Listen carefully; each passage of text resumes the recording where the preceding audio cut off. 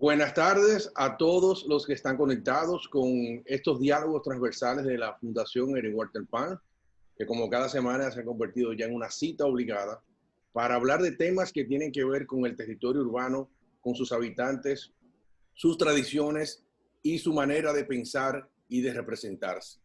Hoy es un tema muy popular, muy común, que nos atañe a todos porque de alguna manera hemos estado involucrados con el cine desde que somos niños, y el cine nos acompaña primero en las salas de cine y hoy en día ya en el cine en la casa. Ya es un tema que no podemos vivir sin esa representación tridimensional que nos hace que compartamos con otros amigos cualquiera de las experiencias que tiene una película para nosotros. De manera que es un honor para la Fundación Erin Walter Pan contar con la participación de tres amantes del cine, tres personas que se han pasado la vida viendo cine, estudiando cine y algunos de ellos produciendo cine. Estamos hablando de Gamal Michelén, quien es arquitecto, egresado de la Universidad Nacional Puerto Rico Ureña, muy conocido en el ámbito cultural dominicano, con un doctorado en Humanidades por la Universidad de Sevilla y Centro de Altos Estudios Humanísticos y de Idioma Español. Tiene un amplísimo conocimiento en la historia del arte que le ha permitido incursionar con éxito en la crítica y la difusión del arte y de la cultura. Ha sido docente en varias universidades nacionales e internacionales. Y además Gamal ha sido conferencista reconocido con presencia en Estados Unidos, en Puerto Rico, en el Caribe, en Colombia, en Costa Rica, Cuba, etc. Gamal se mueve muchísimo en muchísimos ambientes. Gamal ocupó el viceministerio de Patrimonio Cultural del Ministerio de Cultura, que fue el primero que ocupó esa posición cuando se creó el Ministerio de Cultura en el año 2000. Ha sido presidente de la Asociación Dominicana de Críticos de Arte, fue decano de la Facultad de Arquitectura de la Universidad OIM y vicepresidente de Ópera de las Américas. Ha sido coautor de varios libros de arquitectura y es miembro fundador de la Fundación Erin Walter Pan. También nos acompaña Angélica Novoa, abogada egresada de UNIBE, con laudos. Fue cum laude y ahora hizo una especialidad en Derecho de la Empresa por la Universidad Anáhuac en México. Con amplia experiencia profesional tanto en la República Dominicana como en México, país donde reside desde 2015, se ha destacado además como ensayista y crítica de cine. Su formación en cinematografía en academias de República Dominicana y España le ha permitido desarrollar una carrera reconocida. Es directora de cortos en Poncho Dorado Films. Fíjense, su primer cortometraje, Concha, fue merecedor de premios. Recibió el premio al mejor diseño de producción en el Festival de Mujeres en Corto en el 2013. O sea que buen debut. Actualmente estudia escritura creativa en la Universidad del Claustro en México y trabaja en la producción de Poniatowska y Dominicana Conversa, un acercamiento a la vida y obra de una de las más importantes escritoras del presente. Angélica escribe de manera regular en acento.com, somos asiduos seguidores de sus entregas. Habla de temas relacionados con muchas cosas, pero en particular con cine y con literatura. Y también nos acompaña Isidro Eduardo García, también es abogado, en este caso egresado de la Pontificia Universidad Católica Madre Maestra, con laudos también, cum laude, y comparte su profesión con el mundo del cine, o sea, un apasionado de esta manera de expresión de la cultura. Isidro se ha perfeccionado con cursos de especialización y una continua labor como crítico a través de diversos medios. Ha tomado cursos de producción cinematográfica en la Escuela Altos de Chabón y es colaborador permanente de la revista cultural Plenamar de acento.com. Forma parte del equipo radial El Matutino Alternativo, desde el cual dialoga sobre la actualidad del cine y los últimos adelantos técnicos en desarrollo. Eso es casi todos los miércoles, está Isidro a las 8 de la mañana en la 94.1. Ha recibido varios reconocimientos por su desempeño académico y profesional. En la actualidad es analista legal de la Dirección General de Contrataciones Públicas. O sea que estamos hablando de tres personas que generarán un plato fuerte esta tarde, muy interesante, muy dinámico. quiero decirles que a mí me dio muchísimo trabajo conseguir asiento en este cine, ¿no? Tuve que hacer una fila enorme para comprar mis palomitas de maíz y un refresco. Y bueno, la fila era larga y pude al final tener mi asiento aquí. Así que estoy en primera fila. Que antes de dar el paso a Gamal, algunas reflexiones para lo que vamos a escuchar. El cine fue un gran salto para que el texto cobrara forma de imaginación en cada espectador. Porque el cine es un texto que está narrado. Las imágenes presentan la interpretación de un espacio que define la idea de una realidad previamente descrita. Una película ofrece una lectura única de lo que fueron lecturas múltiples por los que conocieron el texto en el papel. O sea, se escribe en un papel y después se lleva a la imagen y ahí hay diferentes lecturas. Se corta, se amplía, etcétera, y termina con una producción específica. La representación de ese espacio descrito parcial o directamente en un texto narrativo contiene elementos que establecen una relación con el vidente, lo adentra en un espacio que puede ser sugerente o repulsivo, audaz o sutil, agresivo o íntimo. En esa definición intervienen componentes tan distintos como el color, la viveza, la escala, el plano, el tiempo, el mobiliario, los detalles y el flujo que se observa en los movimientos de los actores. Ese movimiento puede ser captado de manera fija o móvil, tanto desde la ubicación del actor como de la cámara, y en ambos el espectador es protagonista. Toda producción cinematográfica es una propuesta arquitectónica con fuerza visual y capacidad para transmitir sus particularidades. El filme es un espacio en sí mismo y en muchas ocasiones la arquitectura que en él existe puede ser pasiva o activa. Cuando la arquitectura en el filme es activa, se convierte en un actor de primera importancia. Hay suficientes ejemplos en la historia del cine donde la arquitectura habla, desde Metrópolis hasta todas las producciones del cine negro, el neorrealismo, el surrealismo, la ciencia ficción y la nueva narrativa cinematográfica. Será interesante recorrer este legado del cine hacia un mejor entendimiento de la importancia de la arquitectura como elemento protagonista de la narrativa del cine. Y antes de iniciar, tenemos aquí una sorpresita, un resumen interesante para compartir.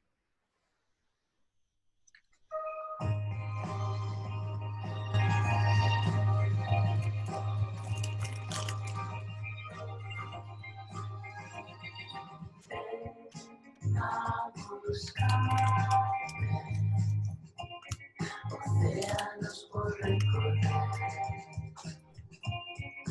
alcanzas a ver más allá de torres blancas, serán diferentes, caerán las vías del tren. Una tormenta tropical. No veo el video, José Enrique. Sin importancia. A buscar. Ven a buscar. ¿No se ve el video? No se No ve. vino. Anda. Patricia. No se ve el video, qué cosa. Bueno, lo tenía ahí listo para compartir, pero no se ve, qué raro. Lo tenía listo. Una pena, porque es un video que resume todas las imágenes de lo que vamos a ver en la tarde de hoy. Bueno, pues nada, cosas de la producción en vivo. Gamal, bienvenido. Bueno, señores, muy buenas noches, sí, y a los compañeros, los colegas en cierto sentido, sí, colegas. José Enrique me dijo que yo iba a ser el primero, iba a tratar las películas más viejas. La razón, un argumento muy válido, que yo soy el más viejo. No sé si me agredió o me agradó, dejándome el primer puesto para hablar, pero de todas maneras está muy bien. Hay cosas que uno no sabe y son un halago, que soy el más viejo, imagínense. No, eso me alegra, sí, es bueno haber vivido. Denme 2 minutos fuera de récord para decirle algo. El siglo XX, yo sé que algunos pueden estar pensando que el cine los inventa los Lumière en 1895, pero era como un experimento científico. Aquellos obreros saliendo de la fábrica, el tren que venía para encima de la gente. Pero el cine para mí nace en el siglo XX. En 1902, por ejemplo, Méliès hace una película, El viaje a la luna, que, óyeme, tiene efectos especiales en 1902. Pero yo quería decirles solo esto, y no me contabilicen en 2 minutos que voy a hablar. El siglo XX se ha caracterizado en todo, en el arte, en la arquitectura, en nuestro modo de pensar, en que ha cambiado totalmente el esquema de aquella cosa que habíamos llamado por siglos la realidad. Por ejemplo, Freud nos habla de un mundo subconsciente que no es el que expresamos. Jean-Paul Sartre nos dice que la vida no tiene sentido, cosa con la que no coincido con él. Bertrand Russell nos presenta en principio a matemática que las matemáticas no son una ciencia exacta. Y el colmo es Einstein, porque Einstein dice que el espacio no es infinito, que es una realidad curvilínea y que el tiempo tampoco es un absoluto, el tiempo es relativo. Ahora, de todas esas cosas, hay una que nos ha afectado mucho en la realidad, el cine. Yo creo que el ser humano que vio cine, siglo XX, XXI, aquel que no conoció el cine, son personas diferentes en algún contexto, porque ya nuestra vida se ha convertido en una película y nosotros somos los protagonistas. El cine nos afecta a la mente. Fíjense, y pongo un solo ejemplo ya para empezar con lo mío. En 1915, D.W. Griffith hace una obra maestra del cine, pero racista en extremo. The Birth of a Nation, el nacimiento de una nación, donde apoya prácticamente el Ku Klux Klan. El cine es tan poderoso que hubo un espectador que salió de la película y al primer afroamericano que vio sin conocerlo lo mató. Esto es real, historia. Para que vean cómo afecta el cerebro las imágenes que vemos. Por eso cuidemos mucho lo que ven nuestros hijos. Vamos a la materia ahora. El tema es relacionar la arquitectura con cine. Me voy al 1919, cine mudo, con una película que se diseña el escenario para ella. Déjame ver cómo compartimos la pantalla aquí, ¿verdad? Y es el gabinete del doctor Caligari. El gabinete del doctor Caligari. Si hay algún problema con lo que estoy haciendo ahora, me lo dicen. Si no me dicen nada, es que no hay problema. Ese video lo explica básicamente, bueno, 1919, 1920, Robert Wine, escrita por Karl Mayer. Lo interesante es que ya para esa época en cine mudo, diseñan un escenario expresionista que da como vértigo, genialmente diseñado, pero además tiene la libertad del director Wine, en ese expresionismo alemán, de utilizar el flashback en el cine. La palabra flashback significaría como vuelta atrás, pero en un término más correcto y griego sería analepsis. Y es que tú confundes los tiempos en la película. Señores, en cine mudo, estamos hablando de la segunda década del siglo XX. Disfrutemos este video, que el cine es eso. Primer caso.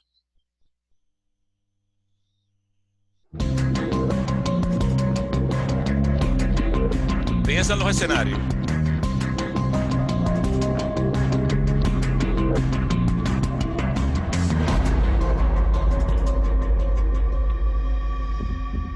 El gabinete del Dr. Caligari es una película alemana del año 1920, la cual fue dirigida por Robert Wayne, producida por Erich Pommer y escrita por Karl Mayer y Hans Bonawitz, un exoficial de guerra.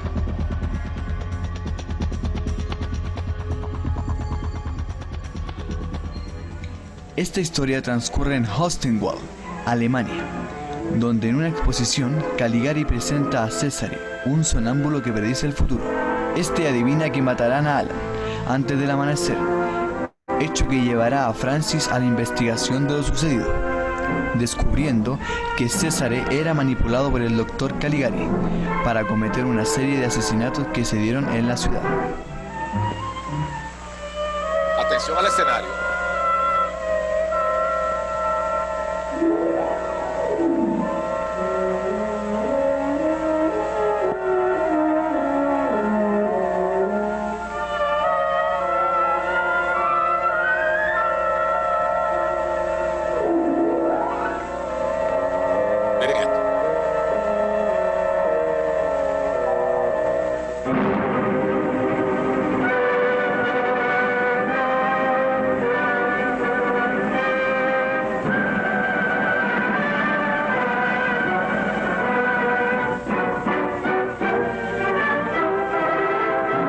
Luego descubre que el Dr. Caligari es el director del manicomio, en donde Francis es un paciente más, que imagina toda la historia. Corría el año 1918. Alemania terminaba la Primera Guerra Mundial y se preparaba para la Revolución y la República de Weimar. Sin embargo, desde antes de la guerra, una serie de tendencias pictóricas y teatrales habían sido definidas como expresionistas, que se caracterizaban por el modo de mostrar la subjetividad atormentada de sus autores, alejándose de la belleza y el naturalismo tradicional. El gabinete del Dr. Caligari constituye en realidad una rareza dentro de la historia del cine. Es la única película en su momento que está rodada en decorados pintados y con una estética tan teatral y pictórica. A ello hay que unir la interpretación no naturalista, según la cual el cuerpo se concibe como instrumento del alma. Los sentimientos se exhiben, para lo cual se crea la expresión que los vuelva visibles, al igual que los escenarios, que son intencionalmente falseados. Muchos de los interiores son espacios cerrados, asfixiantes y asimétricos. Todo esto intenta introducirnos a la psique del trastorno del protagonista. En este acercamiento, el gabinete del Dr. Caligari es indudablemente uno de los productos culturales más singular y destacado que marca toda una época. Pareciera que en su máxima pureza la obra tiene como una de sus principales razones la traducción del arte de la desesperación y el miedo del pueblo alemán de toda una época oscura, la cual influirá a todo el cine posteriormente.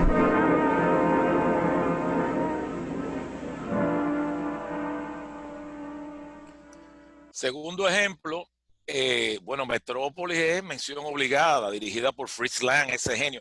1927, cine mudo, pero en 1927 se hace la primera película sonora de la historia, que fue de Jazz Singer. Entonces aquí, esto se basa en una novela que escribe su esposa, Thea von Harbou, se desarrolla en el año 2026 y hay una especie de megalópoli. Yo le llamo a esto, básicamente, a esta película, la primera epopeya de ciencia ficción que se hizo en el cine. Entonces el pueblo común vive en un gueto subterráneo, pero hay una megalópolis encima y Frederick y María, con su amor, van a salvar la humanidad. Ahora, señores, miren los diseños arquitectónicos de una película del 1927, donde anticipan que vivirán en el 2026. No, perdón. Aquí.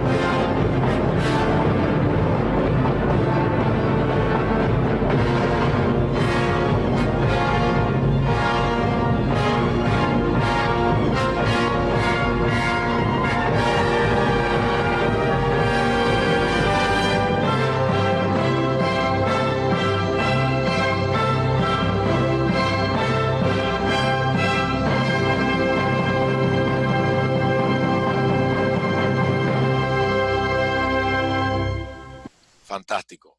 Esta es mi película favorita, Tiempos Modernos, del genio de Chaplin, 1936. Se le reconoce como la última película muda, porque ahí se usó sonido y hay parte de cine mudo.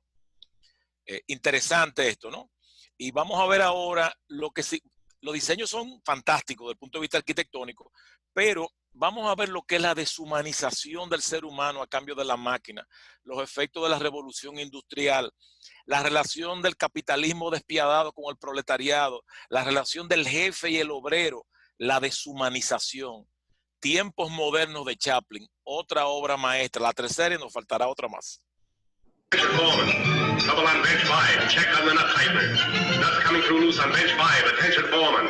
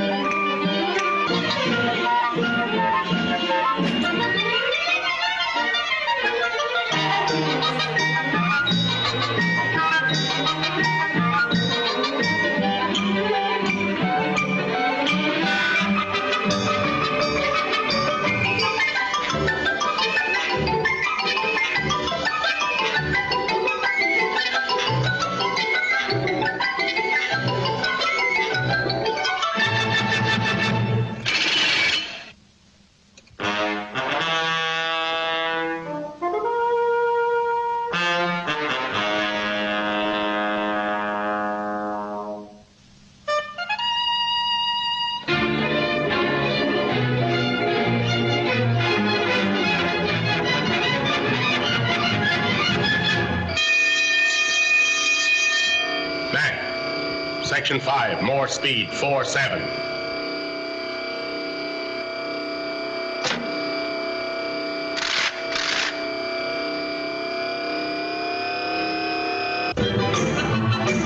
Relief man passing.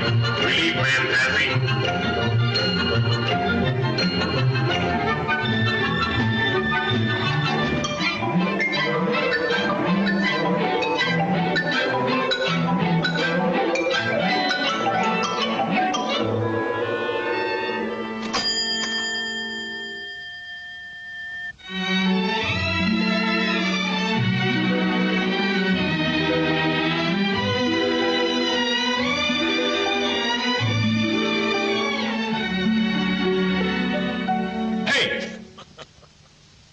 Stalling, get back to work. Go on.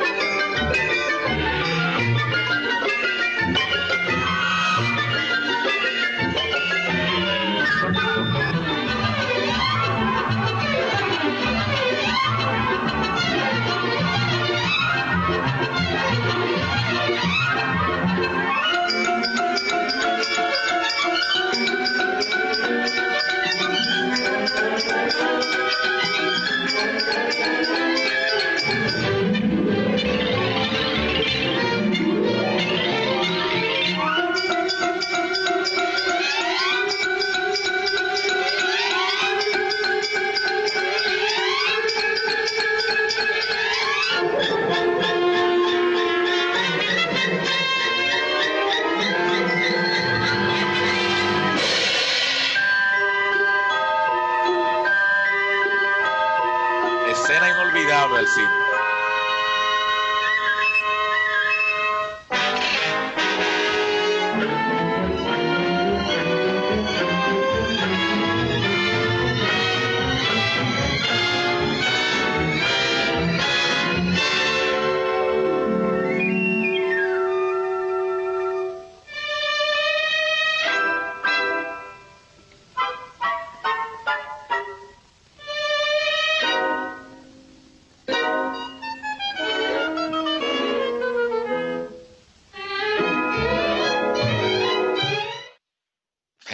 La última. Perdón. Señores, La ventana indiscreta de Hitchcock.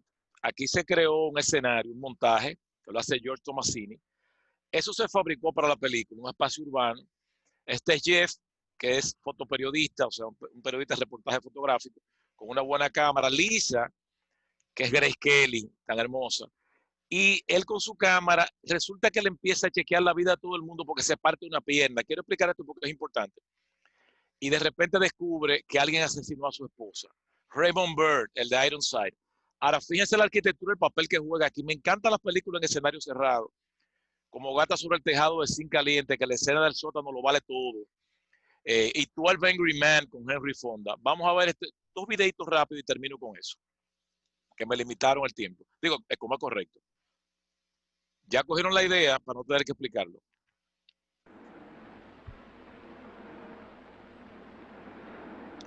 Él se convierte en boyerista de tanto mirar ventanas. ¿Está limpiando? Adicto. Sí, las paredes del cuarto de baño. Tal vez estaban salpicadas. ¿Y por qué no, si es lo que pensamos todos? La mató ahí dentro y ahora quita las manchas antes de irse. Oh, Estela, cuéntelo de otra manera. ¿Hay alguna forma bonita de contar un asesinato? Lisa, mira en esa estantería. Hay una cajita amarilla, ¿la ves? ¿La de encima? La de encima, sí. Tráemela y tráeme también el visor. No sé si lo dije en 1954. Estas son de hace un par de semanas. Espero que no haya salido también mi pierna. A ver. ¿Qué estás buscando? Déjame. Si es lo que pienso, creo que he resuelto un asesinato. ¿La señora Thorwald? No. El perro. Creo que ya sé por qué Thorwald mató a ese perro. Anda, míralo. Dime lo que ves. Ahora bájalo. Vuelve a mirar. Bájalo. ¿Lo ves? Es una fotografía del patio. Pero no hay un nada. cambio importante. En las flores de Thorwald que están junto al muro. ¿Se refiere donde jugaba el perro? Ajá, donde el perro escarbaba. Mire las flores. ¿Ve esas dos azucenas amarillas que están en el centro? No son tan altas como eran. ¿Desde cuándo se encogen las flores en 2 semanas? Ahí hay algo enterrado. La señora Thorwald. No creo que haya ido muchas veces a un cementerio, ¿verdad? El señor Thorwald tendría que meter el cadáver de su mujer en un espacio de unos 40 centímetros. Claro está que podría enterrarla de pie y así no necesitaría el cuchillo y la sierra. No. Yo creo que está repartida por toda la ciudad. Una pierna aquí, una costilla. Un segundo videíto y 2 minutos. No, perdón. Ok, 2 minutos. Esta parte no tiene desperdicio. What do you want from me? Ya descubrió el asesinato. Your friend, the girl, could have turned me in. Why didn't she? What is it you want? A lot of money? I don't have any money. Say something. Say something. Tell me what you want. Can you get me that ring back? No. Tell her to bring it back. I can't. The police have it by now. La prueba era un anillo de la esposa que él mató.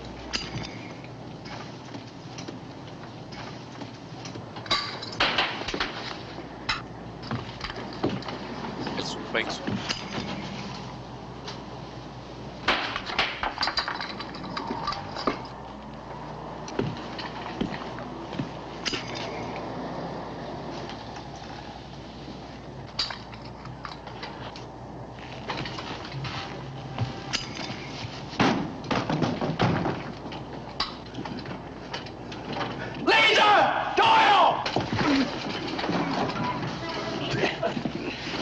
Tengo una silla de ruedas, recuerdo.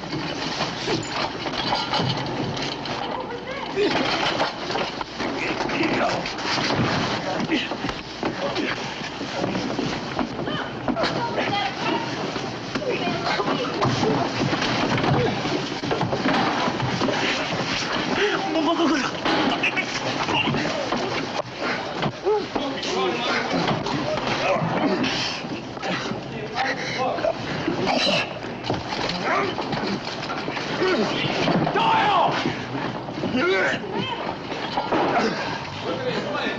Creel, give me a 38. Some plastic.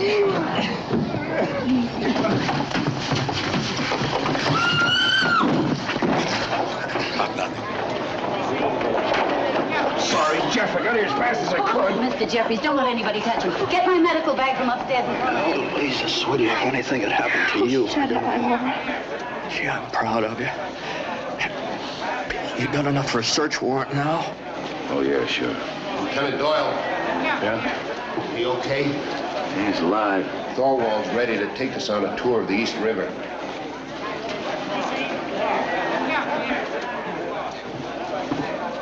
You saying it was buried in the flower bed? Yeah. He said the dog got too inquisitive, so he dug it up. It's in a hat box over in his apartment. Want to look? No, thanks. I don't want any part of it.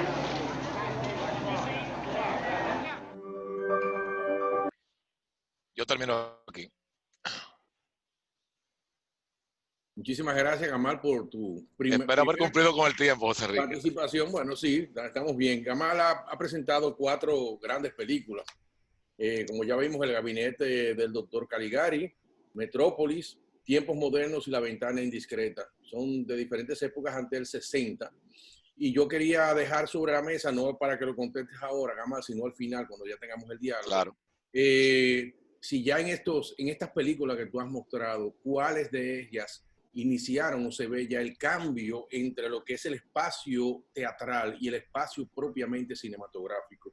Me gustaría ver eso y ver si además en Metrópolis, por ejemplo, tú identificas alguna de los conceptos que se manejaron en la Bauhaus, o sea, la escuela Bauhaus, cómo manejaba lo que eran los aditamentos, el espacio en sí mismo, los detalles estilísticos que ya se manejaban con un sentido de futurista en esa película. Pero lo dejamos para el final y ahora vamos a continuar con Angélica Novoa, quien nos va a hablar del periodo de 1960 hasta 1990. Bienvenida, Angélica, tu micrófono, a ver si lo abro para que lo tengas. Ahí está. Hola, buenas tardes a todos. Un saludo desde la Ciudad de México a todos los amigos de la Fundación Erwin Butler. Bien, me ha tocado un periodo de oro y que voy a disfrutar mucho compartir con ustedes porque pues coincide un poco con mi llegada a la vida.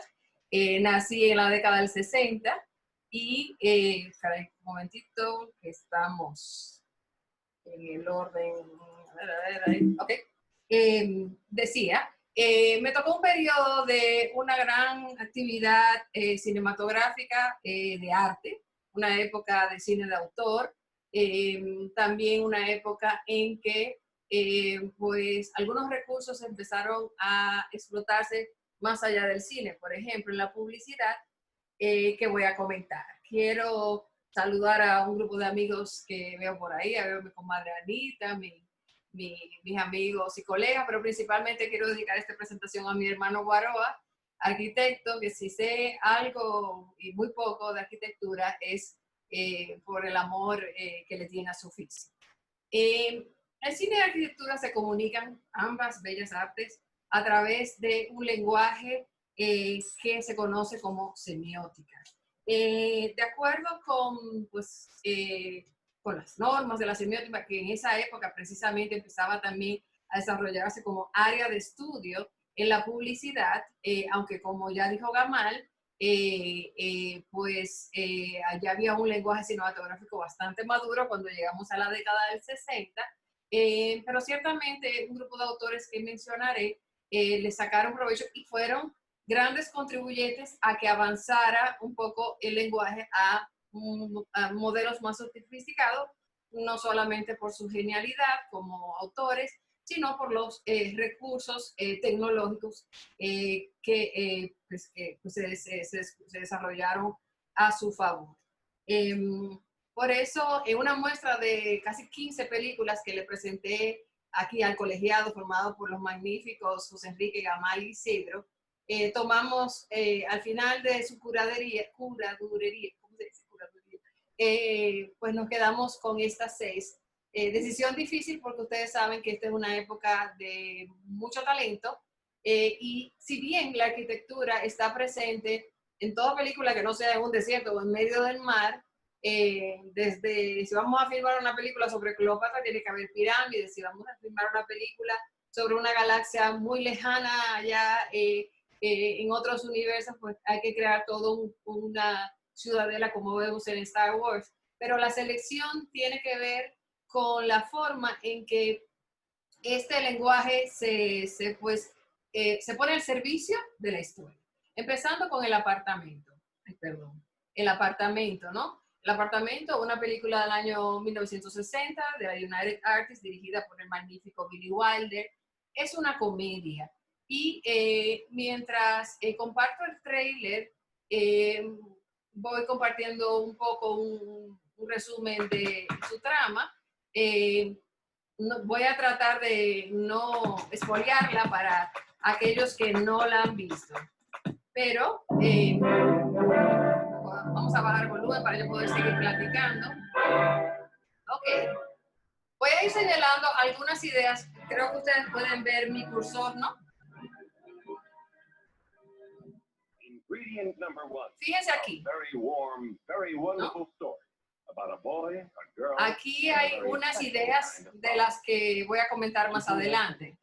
La historia, sin estropearla para aquellos que no la han visto, es pues la trama de un empleado insignificante en una gran oficina que queda en un rascacielos de la ciudad de Nueva York. Él quiere progresar, no lo está logrando y tiene la genial idea de ofrecer su apartamento a sus supervisores, a los jefes de la compañía, para que pues, estos señores tuvieran sus encuentros con sus amorosos secretos en ese lugar. De esa manera él se gana la simpatía de estos jefes, en principio, en tanto, este departamento o apartamento, fíjense que tiene otro humor distinto al de la oficina donde él labora, y fíjense como la producción trabajó también con pues el tema de la iluminación, pues es el lugar donde es el corazón de la historia. Se enamora de esta chica que es interpretada por Shirley MacLaine, pero primero ellos tienen una relación como dicen los Estados Unidos, de friendzone. Son amigos, pero no se desarrolla entre ellos una relación todavía amorosa. Esta película sirve de base para muchos plots de la televisión. Friends toma mucho prestado de aquí, Mad Men también, y también incluso Grey's Anatomy en elementos que les voy a mencionar. Vamos a cortar el trailer para comentarle un poco sobre la información semiótica. Fíjense, no sé si se veía que yo iba marcando el cursor para destacar algunos aspectos de los arquitectónicos, tanto de exteriores como de interiores. Cuando hablamos de semiótica, y es un término que yo conocí recientemente estudiando estos temas, me encanta porque le comenté a mi hijo de 23 años que en el almuerzo que estudió diseño multimedia, yo, Simón, ¿tú sabes lo que es semiótica? Me dice, claro, y yo lo aprendí el otro día. Pero independientemente de mi aprendizaje tardío, es algo que uno siente, porque no hay que ser especialista. Precisamente los artistas del lente trabajan con temas que nuestro subconsciente admite sin que nosotros nos demos cuenta, aunque seamos niños de 9 años. De esta forma, por ejemplo, aquí hay un trabajo conjunto, tanto del director de cámaras como el de dirección de arte, en aprovechar este inmueble para, desde el tiro de cámara, mostrar la insignificancia de cualquiera de estos pequeños funcionarios o empleados de esta compañía. Un techo bajito, todo iluminado. Si conocen la historia, saben que había unos chismes muy buenos en esa empresa, ocultos, pero que al final, como todo se sabe, de modo que no había dónde ocultarse. Y el personaje de Sissy es pues uno más. Fíjense que de nuevo, las cuadrículas, ya mostré la que no tenía que mostrar. Caray, se me fue adelante la presentación. Aquí es que estoy. Decía que, fíjense, que tanto en exteriores como, exteriores de este lado, en la foto de la derecha, como en exteriores, el tema de los cuadros es recurrente, los cuadrados, los rectángulos, y creo que esa idea, incluso en el mueble donde está sentado Sissy con Frank, de nuevo cuadros, incluso no recuerdan si en el trailer veía a una señora con una bata a cuadros. Creo que esa idea apoya, pues eso, que él era una célula más entre muchas. También el recurso del elevador, muy imitado por Mad Men y por Grey's Anatomy, pero al menos hasta donde he estudiado, creo que el origen es aquí, en el apartamento. Ya conocen por esa serie de televisión que el recurso del elevador se está usando mucho para implicar tensión sexual entre pues una parejita que anda ahí como nos enamoramos, no nos enamoramos. Pero además en el caso de Fran, del personaje de Shirley MacLaine, implica su realidad en la empresa. Ella tiene un romance con el jefe, que es un hombre casado, y pues ahí un poco el elevador implica su situación, ¿no?, sentimental. Por cierto, una película que yo creo que el movimiento Me Too no le pondrá la mano, porque al final ella tiene pues una última línea que no voy a revelar si no han visto la película, pero que le da mucha dignidad al personaje. Fue ganadora de premios Oscar, incluyendo Mejor Película, Diseño de Arte en Blanco y Negro. En esa época las películas eran premiadas dependiendo si eran en blanco, negro o a color. No obstante, el ganar el Oscar no es necesario para que una película sea imborrable en el tiempo, y lo comprobaremos con la siguiente. 2001, Odisea del Espacio, del año 1968, es un cine fundamental, es en mi caso la película más importante que he visto. Probablemente todos aquí ya la han visto, y no tengo que contar de qué va, pero además porque no me atrevería, porque yo creo que al final nadie sabe de qué trata 2001, porque todos salimos, como creo que intenta el director, con las interrogantes que plantea la obra, ¿no?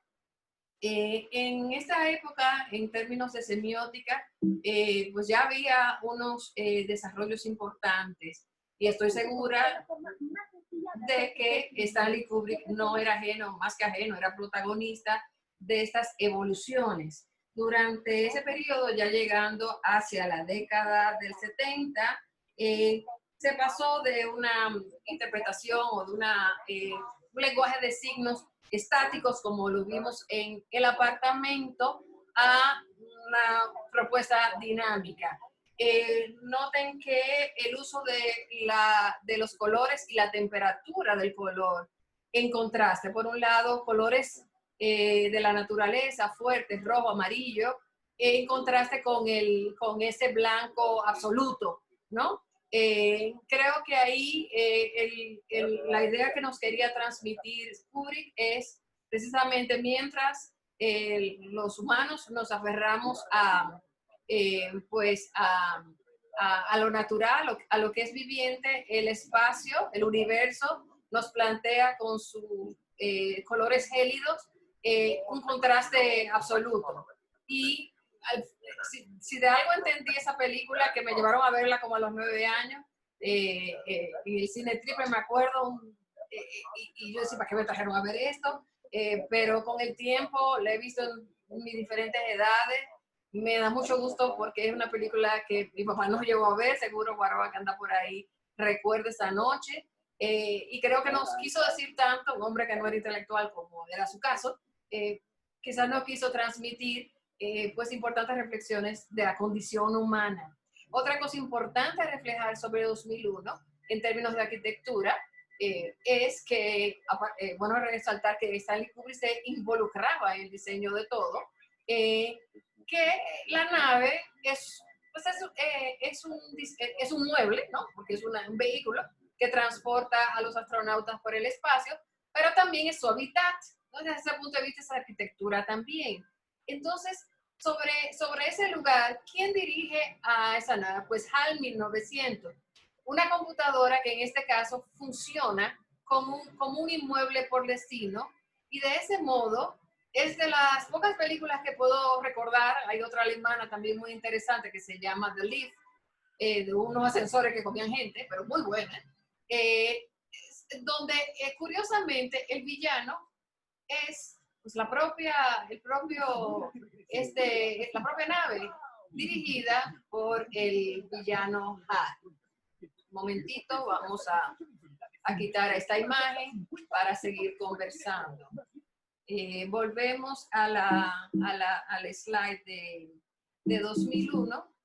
Ay, caray, perdonen que estoy mostrando, estoy quitando toda la emoción de la sorpresa, pero quiero volver a las fotos para volver al tema de esta comunicación de signos. Fíjense, el uso, repito, de formas y colores recurrentes. Es una forma de insistir. El espacio no perdona. El espacio, cuando digo espacio, porque es el nombre que usa la película, quiero hablar del universo, de lo desconocido, y la forma circular está reiterada como ese absoluto contra pues el hombre que no puede superar su ignorancia. Para no abundar mucho, porque podríamos pasarnos mucho rato hablando de esta película, cierro el tema de 2001 con la imagen que está a la izquierda, en la parte baja, donde el astronauta, entendí yo cuando la vi a los 9 años, a los 29, a los 39, que estaba muriendo. Quién sabe si era eso, pero eso fue lo que yo entendí. Pero también eso es parte de la comunicación semiótica. No es una especialidad, es lo que el espectador, cada uno, Angélica, Pedro, Juan y María, entienden sobre la obra, ¿no? Entonces, fíjense que la cama, los muebles, incluso el marco donde están las esculturas es del color de la tierra, mientras que el resto es de un blanco absoluto. Y en particular, desde chiquita, sin yo saber que eso se llamaba cuadrícula o qué, a mí me llamó la atención el piso, porque era la sensación de que él estaba muriendo sobre la nada, sobre un espacio que el hombre ha querido medir a través de cuadrículas, pero al final que no sostiene ni la cama, ni su muerte, ni sus interrogantes sobre la vida.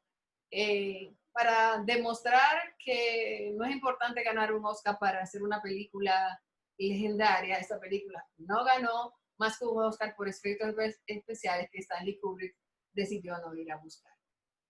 Cuando hicimos el examen, Gamal, José Enrique e Isidro, yo no quería repetir director, pero ¿cómo no poner La Naranja Mecánica o 2001 Odisea del Espacio? Y bueno, La Naranja Mecánica es ya una etapa, no quiero decir madura porque no es que lo fuera, una etapa intensiva de Kubrick en esta semiótica, donde esto son datos que he estudiado, donde ya se trabaja a través de un círculo hermenéutico. Me encanta haber encontrado ese término, porque para Isidro y yo, que somos abogados, es un término muy conocido. Nosotros hablábamos mucho en derecho de hermenéutica constitucional. De hecho, mañana tengo una presentación de temas jurídicos y lo que voy a hablar es de hermenéutica. Pero en este caso, la historia, que como ustedes saben, está basada en una novela futurista sobre una eventual ciudad de Londres llena de corrupción, donde los protagonistas son unos asesinos que cometen unos crímenes bastante horrendos. Pero fíjense cómo todo el decorado y cómo todos los exteriores, hay un notorio temor al vacío. En arte, y ya me sabe de esto como para darme cátedra, eso tiene un significado. No hay una pared, no hay un piso, no, pues todo el contexto que se diseñó o que se utilizó, si ya existía, fue una época, un diseño de la época que no reitere esa ansiedad que tenían estos criminales o esa obsesión que es como un poco obsesiva. Creo que detrás del uso de esos colores cálidos, pero que también son colores que están asociados pues a la pasión, y cuando digo pasión, puede ser pasión sexual, pero también puede ser una pasión distorsionada, como el caso de ellos, que eran unos terribles criminales. Y fíjense que en algunas escenas exteriores, como las donde está la policía, pues la arquitectura es utilizada para reflejar un poco un escenario autoritarista, como presume la novela. Vamos a pasar, aunque sea la mitad del tráiler, porque no quiero robarle su tiempo a Isidro, pero es esta película, es una película incómoda de ver, no le niego, no es de las que voy a ver a cada ratito, pero para entender los recursos de estos directores, del director y su equipo, son del tipo de producción que cuando uno la vuelve a ver, pues encuentra una gran cantidad de información que se regala, que se transmite al espectador para apoyar la historia. Corto aquí porque en esa época los trailers eran medio larguitos, pero tenemos que seguir. Continuamos. A ver. Un poquito lenta. Otra cosa, esta película fue ganadora como película extranjera en el Festival de Cine de Venecia, y ahí les dejo los créditos de los artistas que trabajaron junto a Stanley Kubrick. Un momentico, porque como le decía José Enrique, a esta hora el internet se pone muy lento en México, y por eso cuando yo he pulsado varias veces y no quiere pasar la imagen, pero esperemos que ya pronto me complace. A ver, no me quiere dejar seguir. Aquí está 2001. Un problemita aquí. Ok, seguimos con Manhattan.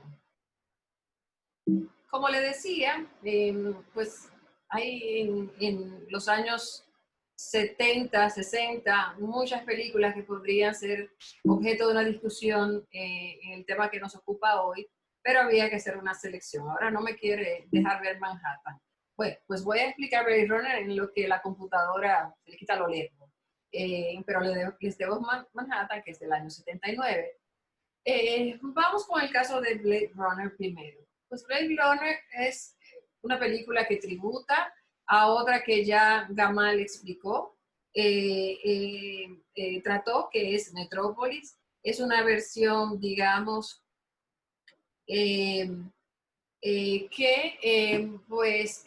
con el aprovechamiento ya de la tecnología que estaba disponible en el año 82, Ridley Scott aprovecha.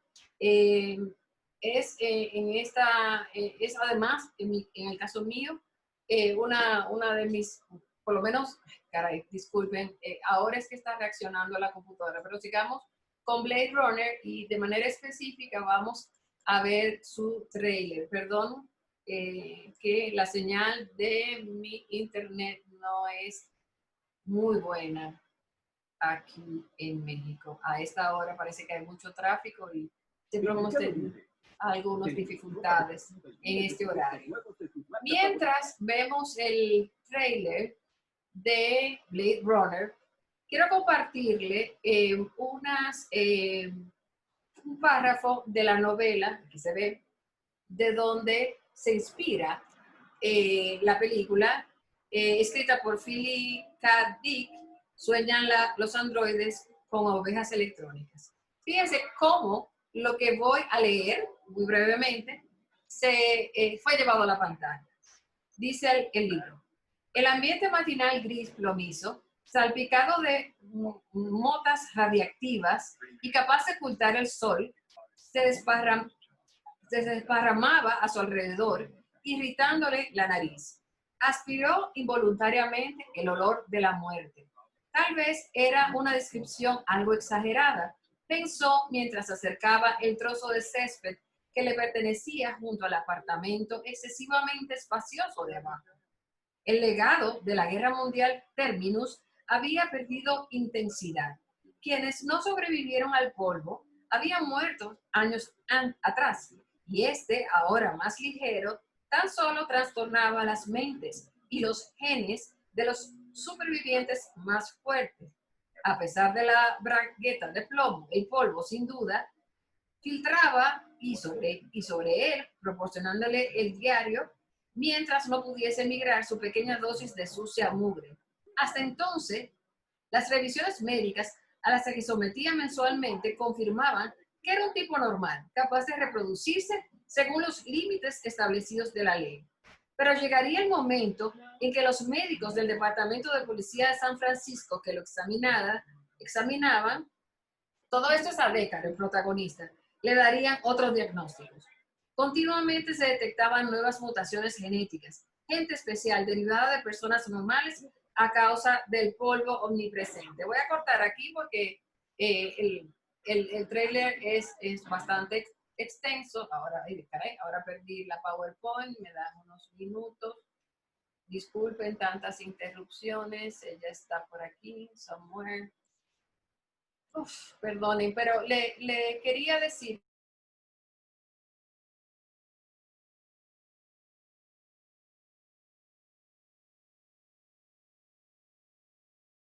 Bueno, parece que Angélica la sacó el internet. Mientras tanto, vamos a comentar que hemos tenido problemas con la retransmisión a través de Facebook, porque según hemos descubierto, como hemos estado pasando cortos de películas para fines aquí sin ningún tipo de interés comercial, pero eso parece que tiene restricciones, permisos, ¿no? Permisos para poder ser transmitidos. Y entonces, muchas de las personas que estaban conectadas con Facebook ya no pueden reingresar. O sea, que es algo que estamos aprendiendo. No sabemos que eso era tan complicado para estos fines que no tienen ningún interés comercial ni de explotación. Bueno, pues en lo que Angélica se conecta, pues voy a dar el paso a Isidro para no dejar el vacío. Y adelante, Isidro, vamos a tu participación. Gracias, José Enrique. Espero que me escuchen. De nuevo, muchas gracias a la Fundación Palm por la grata invitación a participar con ustedes. Un saludo a los que nos acompañan en este encuentro. Angélica iba a terminar con algunas películas que colindaban a finales de la década de los 90 y yo les voy a hablar. ¿Me confirma, José, si se ve ahí la presentación? Se ve. Okay. Yo voy a hablar entonces del cine a partir de la década de los 90 hasta la actualidad. Voy a hacer un breve paseo por películas que han representado un uso bien contemporáneo del espacio y aspectos arquitectónicos bien positivos que de una forma u otra complementan la historia que cuentan. Por eso he titulado esta parte Pinceladas Contemporáneas. Antes de comenzar con el paseo de esas películas, quiero iniciar con una frase de uno de mis directores favoritos. Él se llama Sidney Lumet, fue director y guionista estadounidense, director de más de 30 largometrajes, hiper conocido, y en su obra fundamental sobre la creación cinematográfica, que se titula Making Movies, él hace la siguiente afirmación. En ciertos casos, en vez de escoger una paleta de colores, escojo un estilo arquitectónico. En The Verdict, el ejemplo que él usa en el libro, utilizamos una selección de colores bien específica y una arquitectura antigua. En esa película, en The Verdict, no se ven edificios modernos. O sea, para mí, yo creo que esta frase engloba mucho tino y demuestra la importancia que tiene el uso de aspectos arquitectónicos y el uso del espacio para que tenga un efecto y un impacto principalmente efectivo en lo que se está tratando de contar. Las imágenes que utilizo aquí no son de The Verdict ni son dirigidas por Sidney Lumet, pero muestran un contraste porque es una película de 2017 que recomiendo mucho, titulada Columbus, que en su espina dorsal está la arquitectura y uno ve cómo la arquitectura y el uso del espacio, del diseño de producción, de la cinematografía, de la escenografía, complementan la historia y le dan muchísima fuerza a lo que se quiere contar. Y como decían tanto Gamal como Angélica, es la perfección del lenguaje cinematográfico. La película que inicia este paseo es de 1999. 1999 supuso un año inolvidable y un cierre de década extraordinario para el cine. Fue un año que nos trajo la consolidación de carreras de directores que a la fecha son bien reverenciados y son bien seguidos y son bien galardonados. Por ejemplo, como Paul Thomas Anderson, que estrenó en 1999 Magnolia. David Fincher estrenó Fight Club en ese año. Y también Spike Jonze estrenó Being John Malkovich en ese año. Pero una película que caló mucho e impactó y provocó una fisura en la cultura pop y en la forma en que se realizan las grandes producciones en Hollywood fue The Matrix, de los directores Wachowski, una película que tiene un predominio y un uso excelente de la tecnología digital, o sea, de la realidad virtual, porque la película trata sobre un mundo donde la sociedad vive en una realidad simulada, vive totalmente inducida en una forma de casi control total. Y los Wachowski, con su diseño de producción aquí, utilizan la realidad virtual, utilizan una trama que es la típica lucha del bien y el mal, una temática temporal, pero que tiene un uso extraordinario de la tecnología, de la generación de imágenes digitales, el CGI, y da una espectacularidad muy visual, como la parte de abajo, esa es la ciudad Megacity. Matrix se desarrolla en un mundo futurístico, o sea, bien punk, con un ojo bien enfocado, y aquí la ciudad rememora eso, como urbes metropolitanas como Nueva York, Chicago, y demuestra el avance urbanístico de las sociedades, de cómo se mezclaba lo contemporáneo y lo novedoso. Y eso demuestra los avances de la sociedad, pero de una forma u otra se contrapone con el inconformismo, con las desilusiones y esa esencia de anclaje y de esclavitud que tiene la sociedad. Y esa idea que se contrapone, porque al final de Matrix, hacer una película bien compleja, de diferentes capas, tiene temáticas que van desde ideas filosóficas, ideas contra el inconformismo, el sistema sociopolítico que degrada y desilusiona a muchísima gente. Y fue una película que empujó mucho en niveles técnicos y dio frutos, incluso ganó el Oscar a mejores efectos visuales. Y también se concatena con lo que mencionaba Gamal y lo que mencionaba Angélica. Es una película que le debe mucho a la ciencia ficción y a películas como Metrópolis de Fritz Lang. O sea, yo creo que hay influencias desde Metrópolis en la creación de la ciudad hasta, por ejemplo, ciudades tan emblemáticas y que son protagonistas como Ciudad Gótica de Batman. Miren cómo el diseño de producción muestra ese ambiente sombrío, sobrio, de grisáceo. Y también aquí tenemos en la trama de The Matrix una sociedad que despertó, pero una sociedad que vive también en un mundo subterráneo, en un inframundo, y que intenta llevar una rebelión para liberarse de esta esclavitud simulada por parte de unas máquinas. The Matrix es una película fundamental y tiene un uso arquitectónico bien novedoso y bien digitalizado.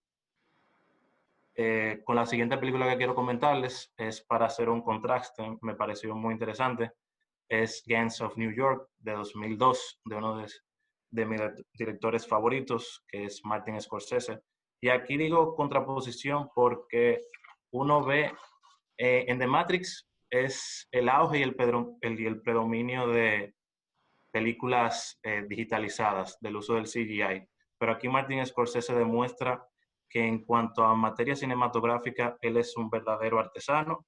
Él decidió hacer un estilo práctico de locaciones y del diseño escenográfico, y él se fue a Italia, a uno de los estudios de grabación más grandes que hay en el mundo, y creó Nueva York de a finales de 1800. Y yo creo que en vez de él no utilizar el auge de la tecnología digital, él logró ahí recuperar ese cine clásico, esa visión mucho más rudimentaria del cine, y yo creo que tiene un efecto muy, muy importante, porque Gangs of New York demuestra esa textura visual, esa composición de que se nota de que hay un trabajo de producción amplísimo y sumamente labrado, minucioso, y se siente palpable cuando uno ve las escenas de Leonardo DiCaprio o Daniel Day-Lewis caminando por esa simulación de Nueva York de a finales de la década del siglo XIX.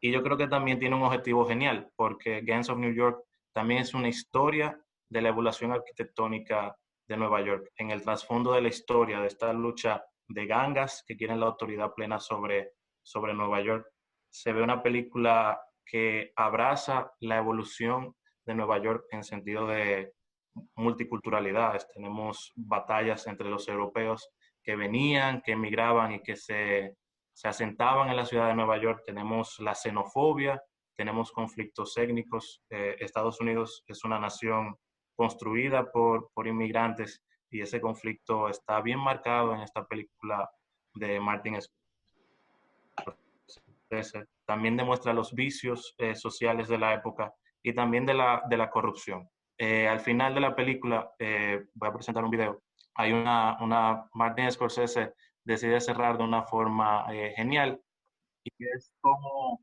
déjame bajarlo.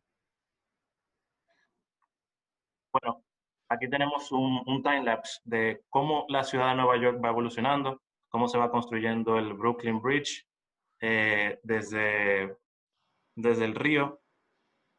Ya ven cómo se va formando los rascacielos ya en un plano más atrás. Y así la película termina y confirma la forma en que realmente es una película sobre Nueva York y cómo Nueva York fue construido y fue forjado a través de estos hombres bien duros. La cinematografía de Scorsese, al igual que Woody Allen y el mismo Lumet, veneran mucho la ciudad de Nueva York y la forma en que canalizan sus historias de unos hombres bien conflictivos.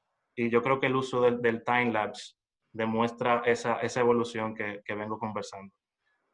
Hay una anécdota muy graciosa que durante la filmación de Gangs of New York, George Lucas, el director de Star Wars, visitó el set, fue a darle una visita a Martin Scorsese, y él le dijo que Scorsese se podría ahorrar muchísimo dinero de presupuesto haciéndolo CGI. Yo creo que se podía hacer en ese momento, pero no hubiera tenido ese impacto y esa efectividad que vengo comentándoles. Otra película que hace buen uso también del aspecto arquitectónico y del paso del tiempo para mostrar cómo afecta a una ciudad, pero principalmente demuestra cómo van evolucionando los personajes. Zodiac del 2007, del director David Fincher. En Zodiac, que es una película sobre la investigación que hubo en San Francisco para capturar al asesino en serie Zodiac, está protagonizada por 3 personajes principales, un periodista, un dibujante y un detective, que se obsesionan bastante con el caso, pero al final de cuentas no logran, no quiero spoilear, pero es una historia verídica y que todavía sigue teniendo mucha resonancia en la actualidad. El asesino del Zodiac no se ha atrapado, o sea, no hay un sospechoso bien fuerte, y el caso ha sido muchas veces archivado. Pero aquí hay un montaje de la construcción del edificio Transamérica en San Francisco, y que muestra la evolución del tiempo y lamentablemente cómo esos personajes que les comentaba se quedaron estancados. Fincher le dedica casi un minuto y es una recreación fantástica de este edificio emblemático en la ciudad de San Francisco. Pasan muchos años, el caso se queda ahí y lamentablemente también los personajes se quedan varados en el tiempo, pero alrededor de ellos, las ciudades, las personas que no están tan impactados por este caso, siguen con su vida. Para mí tiene un efecto poderosísimo de cómo se puede llevar bien un traspaso del tiempo en una historia, pero también tiene un ojo bien atinado al desarrollo arquitectónico de la ciudad de San Francisco.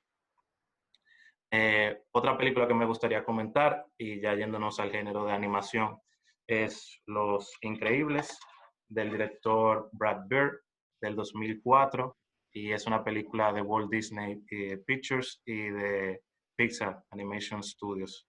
Es una película que, como pueden ver, es bien elegante, una película visualmente emuladora. Tiene un cuidado a los detalles arquitectónicos bien impresionantes.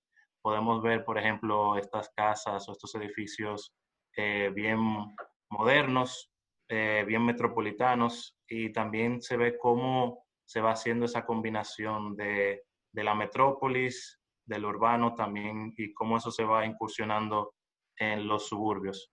Muchas personas han llegado a catalogar que varios de los edificios que hay en Los Increíbles rememoran mucho a la ciudad de Brasilia y a su arquitectura.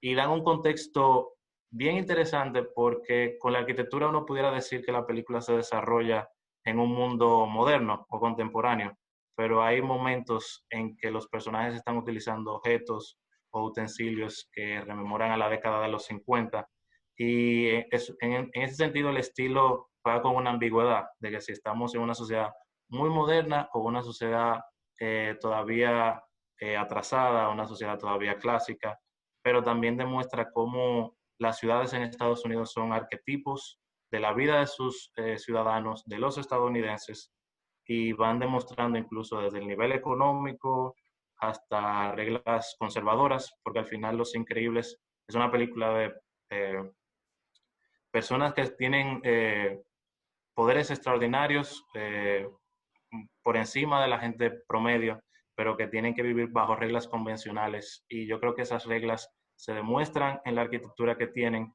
Y aquí hay una escena que también rememora mucho al Apartamento de Willy Wilder, o películas como ese salón de periodismo de All the President's Men, de ese sentido burocrático, ese sentido grisáceo, ese sentido de que tienen que vivir bajo reglas convencionales. Y yo creo que aquí esa arquitectura manifiesta esa esencia de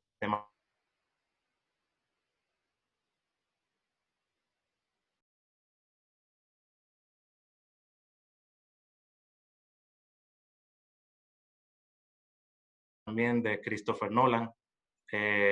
Nolan es conocido por tener una construcción arquitectónica, fílmica bien meticulosa, bien incisiva. En Inception, yo creo que él trata no solamente de comprender la construcción, sino comprender la construcción a través de sueños. Esto se extrapola a su historia, porque los protagonistas son personas que se insertan en la cabeza de otras personas para robarle ideas, robarle informaciones, pero también tienen que implantar ideas para que esas personas piensen que sean ideas originarias. Y estas personas que se implementan en la cabeza tienen que hacer un trabajo casi de arquitectura, tienen que diseñar esos sueños, tienen que diseñar esas realidades alternativas en la cabeza, en el subconsciente. Y eso se ve durante toda la película, ese afán de Nolan de diseñar ciudades completamente vacías que se contraponen a los conflictos que están teniendo sus personajes. Y de nuevo, y recalco, vemos cómo esto juega a favor de su historia. Miren esas ciudades que también rememoran a las películas que anteriormente vengo hablándoles. Grandes metrópolis, grandes urbes vacías, y que también van mostrando ese vacío que tienen los personajes. Ya para finalizar, una película reciente del año pasado, Parasite, del director Bong Joon-ho, que ganó 4 Oscars, primera película extranjera de no habla inglesa que gana el Oscar, y es una película no solo laureada por su sátira socioeconómica, sino también por el diseño de producción. O sea, aquí tenemos una película fina, una película sumamente elegante, una película que hace un contraste socioeconómico importantísimo, no solamente de la mansión de la familia que está siendo estafada, sino también por el sector marginal donde vive la familia protagonista que está estafando a los ricos. Al final, ¿quién estafa a quién? Y vemos como Bong Joon-ho tiene un ojo bien sensible a hacer este contraste socioeconómico a través de escaleras, o van mostrando la verticalidad de las construcciones, de cómo los personajes van ascendiendo y van descendiendo, y eso va mostrando los niveles de pobreza, los niveles de los niveles marginados a los cuales ellos pertenecen.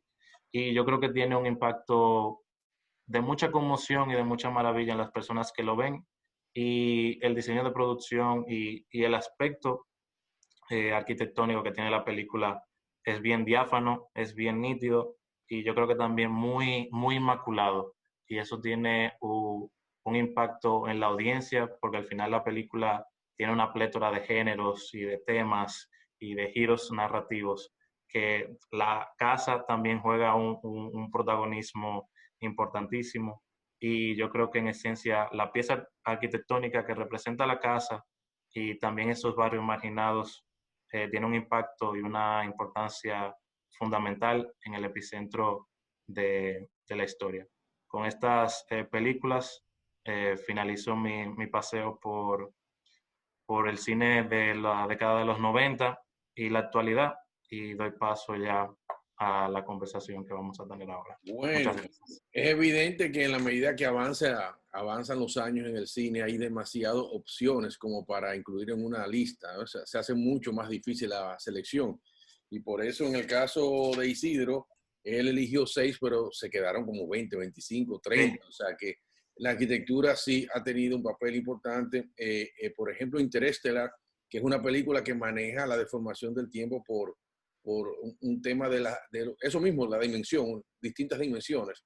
Eso ya se veía en Inception, pero en esta Interstellar es algo que lo habíamos hablado, pero nunca habíamos visto imágenes de ese tipo de recursos en el cine. O sea, y no estamos entrando todavía ni en el cine de ciencia ficción per se, la Guerra de la Galaxia, todo lo que tiene que ver con la ciencia ficción, las de ahora que son bastante comerciales y que son increíbles, creando mundos y submundos. O sea que hay cada día más ese meter al espectador en un espacio. Yo creo que tiene que ver mucho con los videojuegos también. Yo creo que el videojuego ha ampliado mucho la capacidad del vidente de imaginarse mundos y de crearlos ellos mismos. O sea, jugando con los videojuegos, tú vas caminando por espacios que ni siquiera existen y tú los vas recreando. Y el cine ha tomado mucho de eso y viceversa. Desde que Gamal comienza en blanco y negro, en época del cine mudo, hasta lo que estamos viendo ahora, hay un trecho largo en el cual la arquitectura tiene muchísima presencia. Entonces ahora, bueno, el escenario de ustedes, ahora viene un diálogo de 3 etapas del cine entre ustedes para darle cierre conceptual a lo que hemos tratado en la tarde de hoy. Gamal, ¿puedes comenzar? Sí, concho, tantas cosas. Mira, hay muchos detalles, por ejemplo, recordé algo con 2001 Odisea del Espacio. Yo quiero responderte tu pregunta, José Enrique, sí, respecto a la arquitectura y Metrópolis y eso, pero en lo que Angélica presentó, yo vi 2001 una Odisea del Espacio y me impactó, fue una cosa que me impactó. La he visto muchísimas veces en mi vida. 25 años después, yo llevé la película a un grupo, a un curso mío de Historia del Arte, y yo vi mucha gente aburrida. Tú sabes que el arte tiene una escala histórica. Hay cosas que impactan en una época, por ejemplo. Y mira, te voy a aclarar a José Enrique, yo no sé si yo ofendí a Cookie Batista una vez. Yo di una conferencia en la Pucamaima, había mucha gente y yo no vi que Cookie estaba en el público. Y yo dije que si el Palacio de Bellas Artes se hubiese hecho en el siglo V a.C. en Grecia, estuviesen todos los libros de historia del arte. Pero en el siglo XX era una aberración, pero fue el que lo hizo. Sí. Cookie lo hizo porque doña María Martínez le llevó el plano a un templo griego, porque ya se había hecho el Teatro de la Ópera de Sydney. O sea, ya eso era una aberración histórica. Yo vi 2001 Odisea del Espacio y me impacta. Se lo llevo a mis estudiantes y la mitad se duerme casi. ¿Por qué? Porque ellos habían visto Matrix, o sea, ellos habían visto efectos especiales, porque la mente se va adaptando al tiempo. Eso es inevitable. Inclusive, 2001 Una Odisea del Espacio, que es una obra maestra, no fue entendida cuando se presentó ni por la academia. Por eso no gana el Oscar. Hay detallitos, por ejemplo, la computadora se llama HAL. HAL, la primera letra es H, la próxima cuál es en el abecedario, la I. La segunda es A, la segunda letra después la B. Y después de la L viene la M, es IBM lo que está presentando. Fíjate, es el simbolismo más superficial que tiene la película, porque tiene mucho, pero es una película asmática. Tú ves, o sea, tú sientes la respiración, hay poco diálogo. Es una obra maestra de Kubrick. Yo salí con la boca abierta. En el caso de Orange Clockwork, Naranja Mecánica, cuando yo presenté el gabinete del doctor Caligari, porque todo es relativo, es la manipulación de la mente de un sonámbulo por un psiquiatra. Y eso pasa en la Naranja Mecánica, porque todo se repite. Cuando en El Padrino tú ves que matan a Barcini, que sale rodando en la escalera, porque El Padrino es una obra maestra. Eso es un homenaje a Eisenstein en la escalera de Odessa, cuando el cochecito del bebé, o sea, la madre es muerta y se va. Lo hace también Brian De Palma en Los Intocables, que se va al carrito con el bebé. Son cosas del cine. El cine es una cosa tan espectacular. Estoy capitalizando mucho, pero tú me hiciste una pregunta de arquitectura futurista. Mira, tiempos modernos, en su escala histórica, ya no, porque estamos mucho más avanzados. Y el caso de Metrópolis, por ejemplo, que a mí me asombra Metrópolis todavía. Tú eres futurista. Bueno, lo futurista era que después de la segunda revolución industrial, lo que se buscaba en la arquitectura es la ligereza, despojarla de tanto ornamento innecesario. Por eso es que Adolf Loos escribe una obra que se llama Ornamento y Delito. El ornamento es un delito. Y Ruskin, en las 7 lámparas de la arquitectura, estoy hablando de cosas muy viejas, yo sé que ustedes son jóvenes, él habla de la verdad como una de las lámparas, despojar la arquitectura de todo ese artilugio, ¿tú entiendes? Estamos en otro tiempo definitivamente, y el menos es más, que no es de Mies van der Rohe, es de otra persona, es de Reinhardt, que era un artista expresionista alemán, que él presenta que lo que hay que hacer es liberar el espacio de cosas innecesarias. Quiero que los compañeros participen, pero lo que quiero decir es que presentaron muchas cosas interesantes. Yo pensé, quizás me equivoqué, que era presentar unos videos y armar una discusión aquí, que fue lo que traté yo de hacer. Pero bueno, hay muchas cosas que hablar. Sí. Hemos aprendido que los videos no trajeron problemas. Los videos no trajeron problemas porque... Pero pudieron ver los míos. Sí, se pudieron ver, pero cuando se cargó con la presentación de Angélica, entonces parece que ahí explotó como ahí se dieron cuenta. Yo tenía problemas, pero yo compré un internet portátil que tiene mucha potencia, porque el de mi casa me lo hacía en cámara lenta. Entonces, yo estoy funcionando mejor con él. No, pero no es por eso, Gamal, es que Facebook bloqueó la presentación porque estamos usando material sin derecho. O sea que estamos hablando de que no estamos explotando. Esto no es un tema de explotación comercial, pero en lo que se averiguó el caso, ahí vino el asunto. No, está bien. Esto está grabado y esto seguimos en el aire. O sea que vamos a... muy bien. Bueno, pido disculpas, pero yo le quería echar la culpa a mi velocidad de internet aquí en la casa, que no es la mejor. Pero creo que justo me salí. Lo más chulo fue yo seguir hablando pensando que estaba todavía... No, pero estuvo excelente, Angélica, excelente. Pero tú mencionas algo, Gamal, sobre la obra en el tiempo. Y una de las obras que quería comentar, que probablemente en esta época, si sale de estreno, tendría serios problemas, y más con ese director, es Manhattan. Porque, qué interesante. Fíjense que en 1979 antes de todo este movimiento de Me Too, Woody Allen, bueno, y antes de que incluso la vida personal de Woody Allen se complicara de la manera en que se complicó, filma esta película.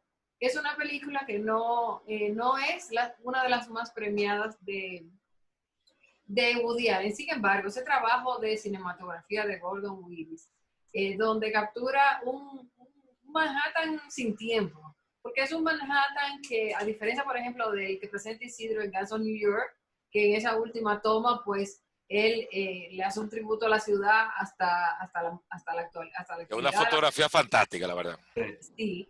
En el caso de Manhattan, la película, Gordon Willis, que ya lo conocíamos, su trabajo maravilloso por El Padrino 1 y 2, en esa película lleva a un humor desde la primera escena, que es hermosísima, con esa música de Rhapsody in Blue.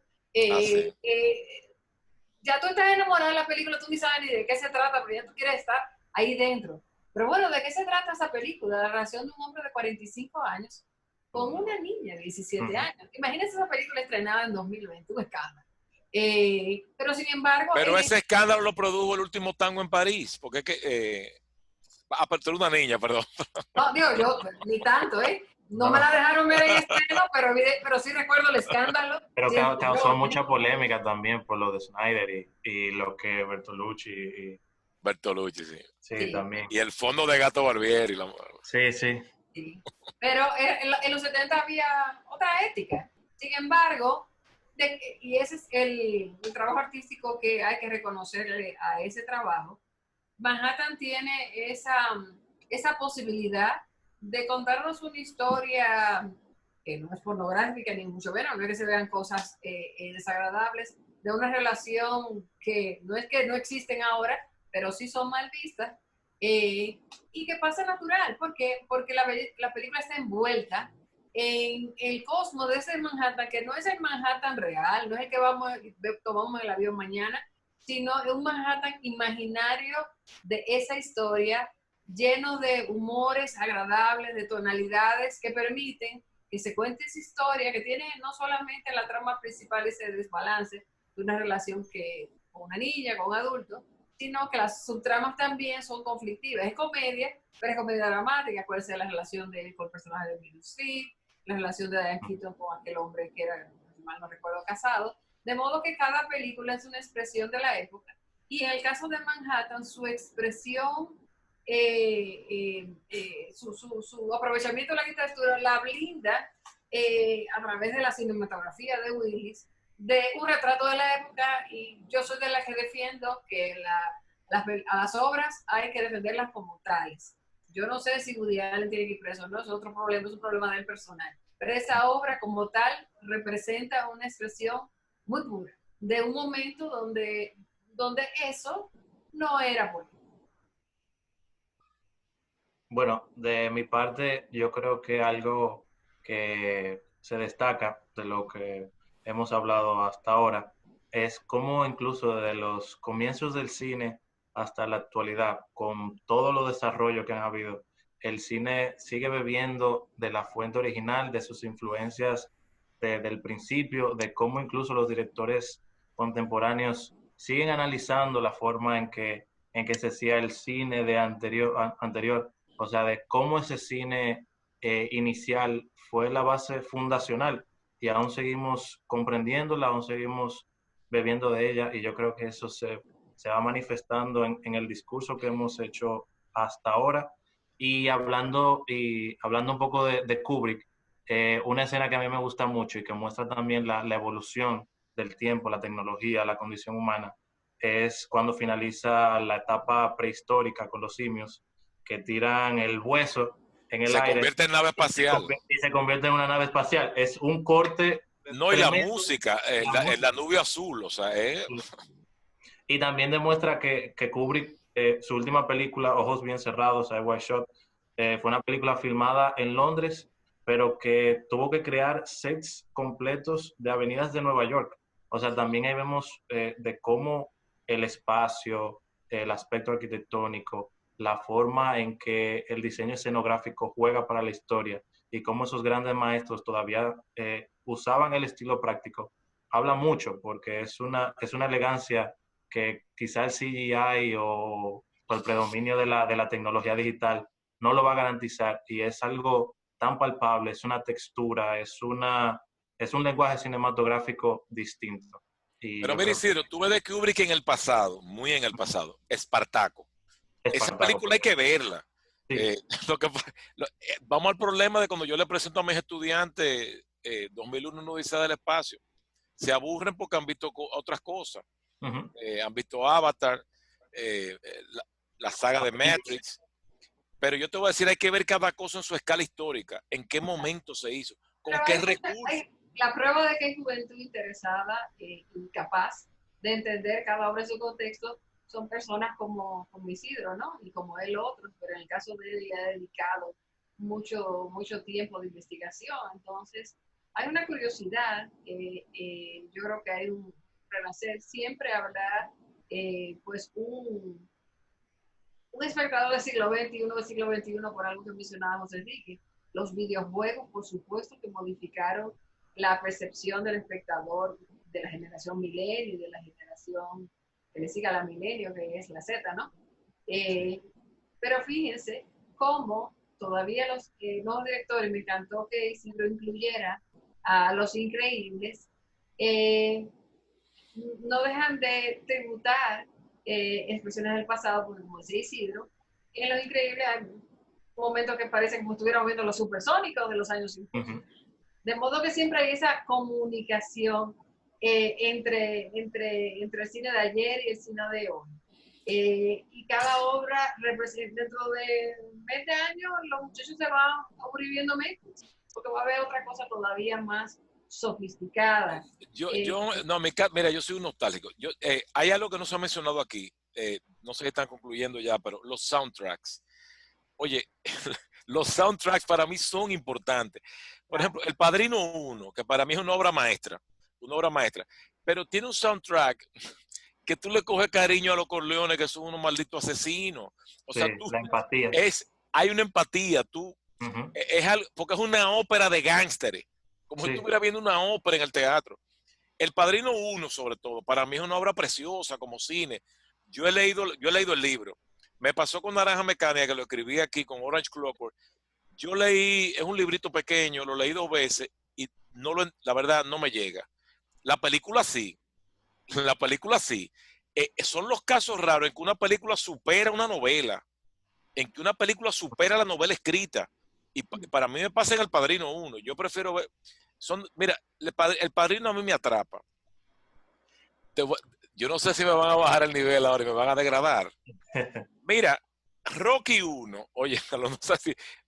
Con la música de fondo, el soundtrack, es una película que tú empiezas a ver y te quedas viéndola. Entonces, el director logra su objetivo. Porque una cosa es leer un libro y otra es ver una película. La película tú te sientas a recibir las imágenes al ritmo de lo que el director quiere. Es un guión, no es un libro, es un guión. El libro tú lo manejas, que tú echas para atrás, haces una anotación. La película es otra cosa, es otro tema. Es un mundo de imágenes. Sí, porque es que cada uno de esos lenguajes llega de una manera casi natural por la vía de nuestros sentidos, el oído y la vista, y todavía no sabemos de qué, como decías, todavía no sabemos de qué se trata la película y ya estamos dentro de ella, porque nos abrieron la puerta auditiva o la visual. Es el caso, por ejemplo, de Truman Show, que es una película donde se aprovecha la arquitectura, pero la arquitectura es la arquitectura de un pueblito cualquiera en la costa atlántica de los Estados Unidos. Sin embargo, llega a ser la expresión contradictoria de un gran sentimiento de opresión que sentía ese hombre y él no sabía por qué. Entonces, fíjense cómo hasta para contradicción llega un momento que pues tú llegas a estar tan hartado del pueblito como él. Pero al principio parecía un lugar ideal para vivir, vecinos ideales, la esposa de sus sueños, y sin embargo, llega a ser un lugar que, a pesar de sus colores alegres, de sus formas agradables, te va transmitiendo el sentimiento del protagonista, donde pues la necesidad de huir de ahí, de huir de ese lugar y encontrar la verdad que él no sabe cuál es, se convierte en un imperativo. Bien, bueno, chicos, chicas, obviamente el cine... Chica en singular, perdón, chica en singular porque solo hay una. Bueno, hay que, eso es un comentario ya que ahora... No, está bien, perdona. El tema es que lo que tenemos que reconocer es que el cine es una cantera de recursos de todo tipo. Cierto. O sea, es aparte de que inicia como un texto que es llevado a imagen y a movimiento, obviamente, dentro de ese descubrimiento que se inició a finales del siglo XIX, hemos llegado a un momento en que no sabemos qué viene en el cine en los próximos años, porque es tan rápida la evolución tecnológica, es tan maravilloso toda esa capacidad que tienen ahora los productores para hacer cosas que antes no podíamos porque la tecnología nos apoya, que definitivamente nosotros nos quedamos asombrados y siempre nos vamos a quedar cortos. Lo importante es reconocer que el cine no es simplemente una trama de que me gusta o no me gusta la trama, sino que tiene un espacio atrapado en el cual tú puedes recorrerlo y tú puedes identificarte. Te transporta al tiempo específico que está narrando la película, pero también te transporta al tiempo presente en la forma en que se representa ese tiempo pasado. José Rico, ¿dónde está ahí? Yo después no hablo más. Quería recordar una película para mí memorable, porque a mí me afecta. Yo soy un romántico canalla. Mira, Cinema Paradiso, entre su fondo musical y cómo se desarrolla, es difícil que a una persona vea esa película y no se le haga en los ojos en algún momento. Sí, claro.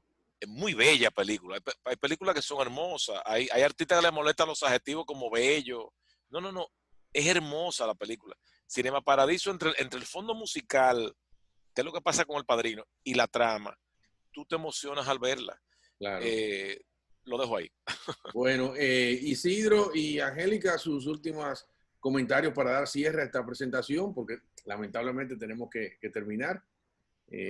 ¿Cuál ha sido su apreciación de su experiencia indagando sobre la arquitectura en el cine? Porque tuvieron que estudiar y volver a sintetizar. Entonces, al final, ¿cuál es su me ha encantado compartir en este diálogo transversal con personas que tienen otros puntos de vista, pero también lugares comunes con el amor al cine. Ha sido maravilloso, espero que me vuelvan a invitar, espero que tener oportunidad de compartir de nuevo contigo, con Amal, con Isidro, y ojalá que motive a aquellos que no han visto tanto los clásicos como las modernas a verlo con esta nueva mirada que da la arquitectura. Muchas gracias. Muchas gracias, Isidro.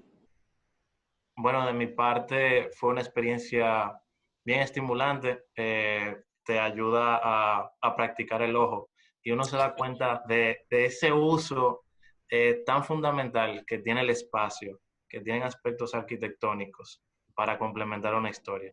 Y es como dice Lumet, eso va con los actores, va con la historia, va con la cinematografía, complementa, por eso el séptimo arte. Y para mí fue un ejercicio muy, muy chulo y compartir el espacio con ustedes, personas tan admiradas y queridas. Igual. Fue fenomenal. Y el cine, como tú decías, José Enrique, o sea, uno puede durar horas, porque tiene tanta conexión con todo y las lecturas que uno puede sacarle son fenomenales. Así es. Señores y señores, muchas gracias por su presencia en este diálogo transversal. Agradecemos a nuestros participantes, Gamal Michelén, Isidro García y Angélica Novoa. Y les invitamos a un próximo encuentro la semana próxima de los diálogos transversales, que hablaremos de cómo se habla en la ciudad de Santo Domingo. Muchísimas gracias y buenas noches. Buenas noches. Buenas noches a todos. Un placer, Gamal. Buenas noches a todos.